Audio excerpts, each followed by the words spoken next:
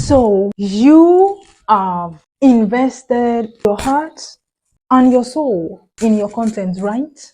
But how do you compel people to not only observe but participate actively?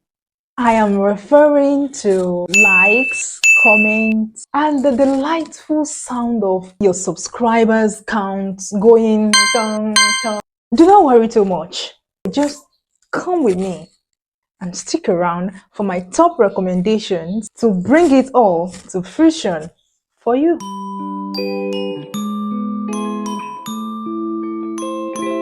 So peace be unto you, love. If you're just watching Zainab Duni channel for the very first time, you are highly welcome. But where have you been? Because you really missed a lot, I'm telling you. Anyway, just stick around because this is where I give you a free premium front row ticket to my documentary. And to all my returning subscribers, thank you so much for always coming back. So today I will delve into something that every YouTuber desires to comprehend, and that is how to optimize engagement on your channel. So if you're ready to convert those views into likes and lively comment session, this video is for you. Let's dive in. Basically, this video will be in 4 chapters. Chapter 1 will be the hook. Chapter 2 is the killer thumbnails and title. Chapter 3 is call to action. And chapter 4, I will be talking about responding like a pro that you should be. The hook is also what I call activate them from the start. It barely takes 30 seconds for you to retain your audience, and that is why I love using something called stop scrolling technique on all my videos. This type of techniques will keep someone that has been scrolling down will be like, okay, what's this particular video all about? What did the person, what did he or she wants to say? And that is what I call the stop scrolling techniques. How do you now achieve that stop scrolling effect? Let's go. So once you've imported your file, the video you actually want to use, split it into have like 5 seconds or 6 seconds in the front. Come to the beginning of the first 5 seconds and click on the keyframe. Ensure that you keyframe it. Then you now scroll and look for the mask. I always use the rectangle shape, but you can actually choose any. So after you click on any of the shape you want to use, ensure that you resize it. Use your finger. If you're using use your finger to resize it by reducing it. So after you might have reduced it, then you are now going to move forward a bit on your clip. Move forward a bit and feather the arrow, the down arrow, feather it downward. Move forward a bit again, feather it downward. Move forward a bit again and feather it downward, and go to the end of the first clip, the first 5 clips, the first clip rather, and click here and feather it downward again. In short, that is how the stop scrolling techniques. But the magic here is the animation you're going to use, as well as the effect, the audio effect, the sound effect you're going to apply to it. That is what we actually give it the magic. The animation I use, it's not compulsory you use what I use, you understand? It is actually advisable for you to explore very well around the software or app as the case may be. So I use zoom in for the inner part, and for the outer part I use flip. And for the audio, for the sound effect, I already have saved sound effects. I already have saved audio effects. So I used the whoosh 10. I split and delete the part that I don't need again. Do you get it? So after deleting, then you are going to play. So there you have it. So therefore, next time you want to upload any content at all on your channel, ensure that you make use of the stop scrolling technique. It is actually not advisable that you limit yourself to what I just show you now. Of course, also explore this software. And now the second chapter. these are the two apps, or should I call them software? Anyway, if it is an app, if you're actually using it on phone, it's going to be a software if you're using it on desktop. This and this, I basically use them to achieve the thumbnails I use on this channel. How can you achieve that as well? I'm going to show it to you now. So I use Pixel and Canva to generate my thumbnail. I use Pixel to generate the background and use Canva for the design. Basically, I use Pixel because it doesn't really give me a headache when it comes to copyright everything.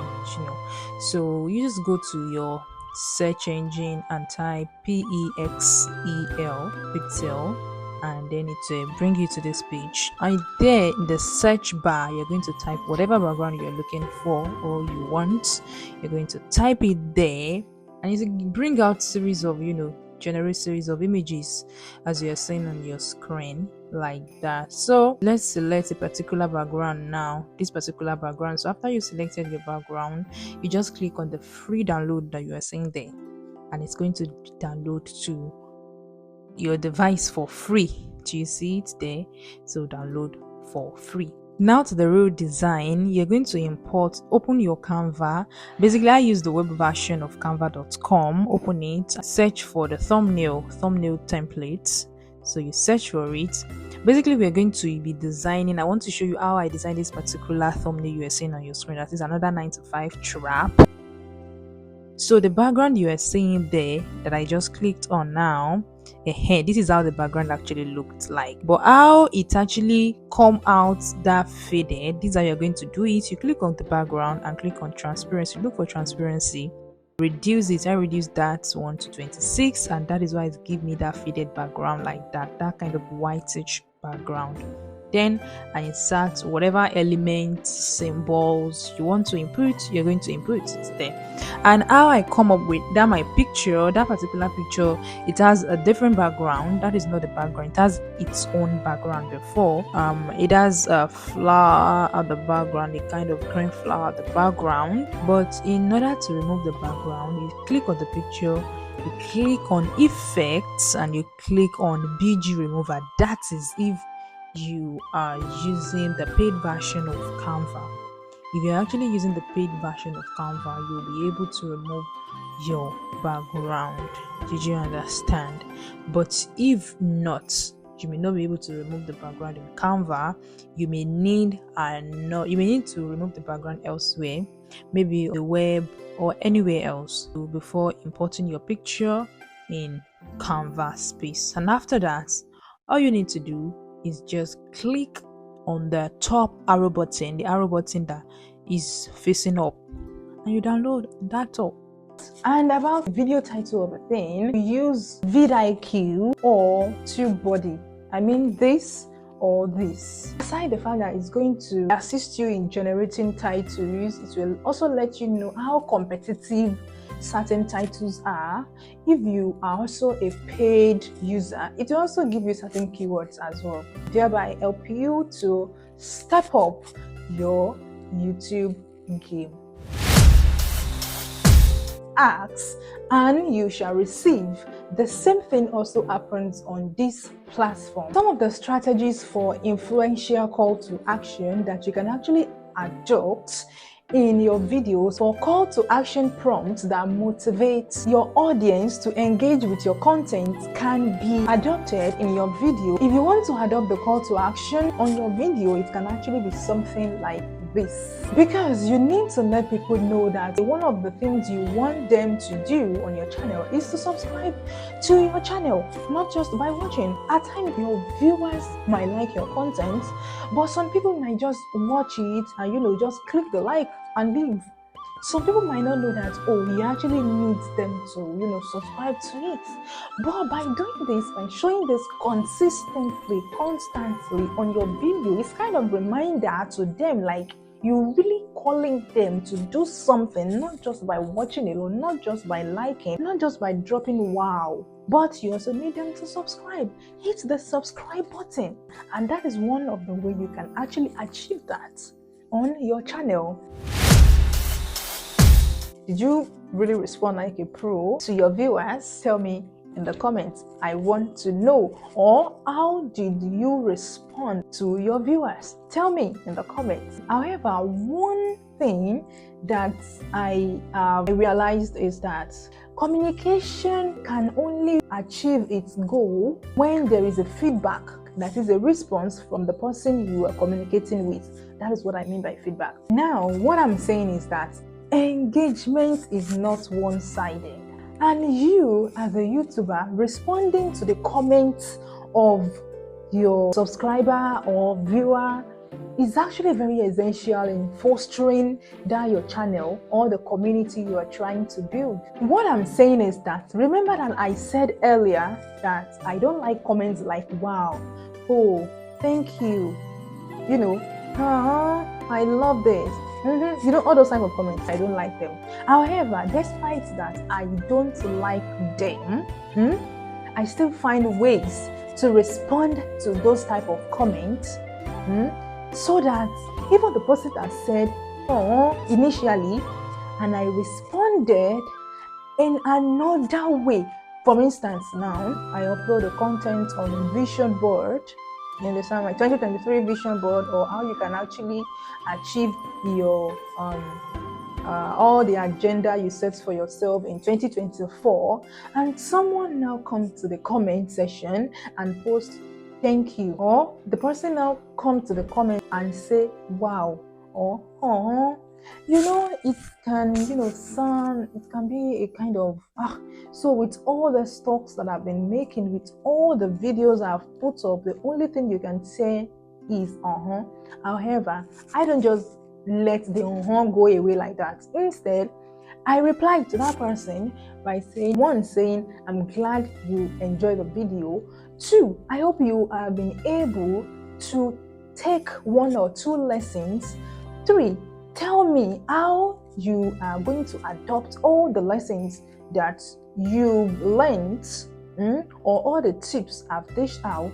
Tell me how you are going to adopt them this year 2024, so that you can achieve your vision board. You see, he or she just said he or she just said wow, he or she just said this is lovely.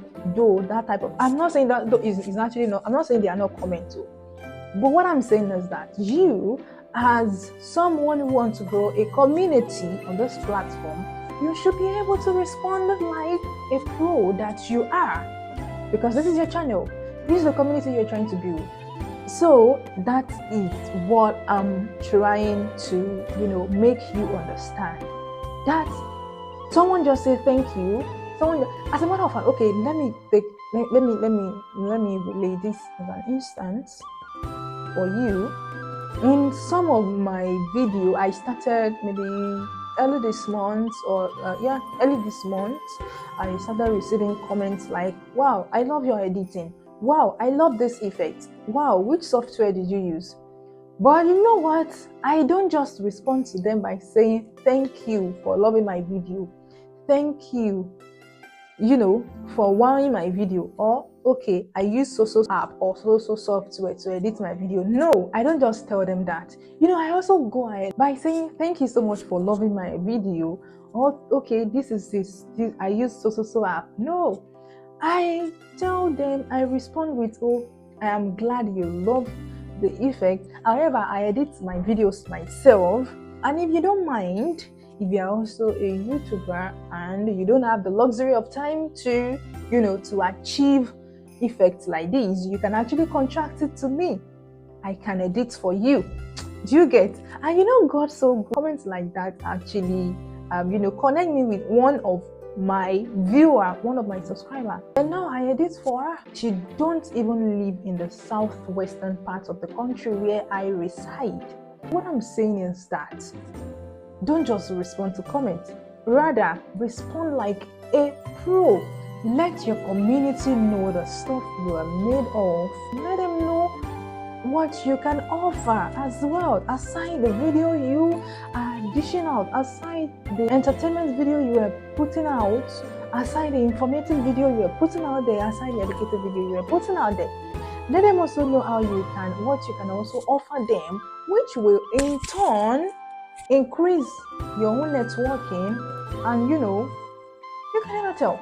Alright, enthusiasts of engagement. If you find these recommendations valuable, hit the like button and tell me in the comments which of the strategy that I just shared is your favorite and the one you are going to adopt, or the one, okay, let me even know the one you have been using before and how you also want to improve on it.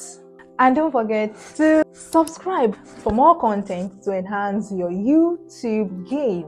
Until next time, keep creating. And don't forget to convert those viewers into a massive community.